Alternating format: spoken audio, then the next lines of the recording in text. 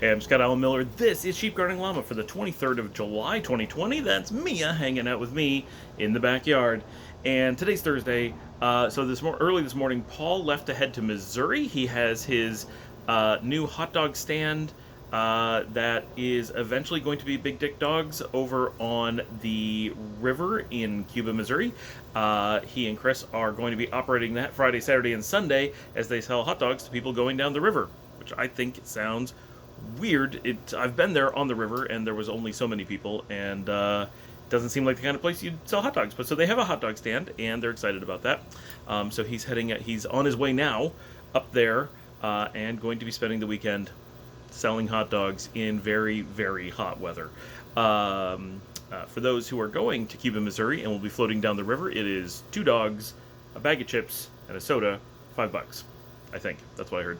Anyway, and Valentina's been working on their new logos and everything, and they're going to be selling them in town in the Merrimack parking lot at some point. I don't know when, during the week, something. So anyway, today we found a development with a house, well, not a house, with a lot for a house that we absolutely love. Now, turns out that, so Dominica found it, but Rachel and I actually found the one house that's currently built into the development in November. We walked up to it, we looked at the gate, and we were like, oh my gosh, this place is amazing. And we hadn't really looked in that area because that house was so amazing, but we had talked about it a bit. So we kept telling the story of like this amazing place that we found. Turns out the lots are available. We got a real estate agent who's working there, went up and sent us pictures and information and maps today. We talked to him all day long, and he's a New Yorker.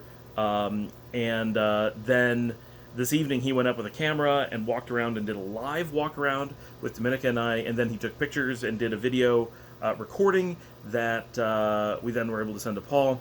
And we really like this one, and it's got a lot of potential. It's more expensive to purchase than places we've been looking at by potentially quite a bit.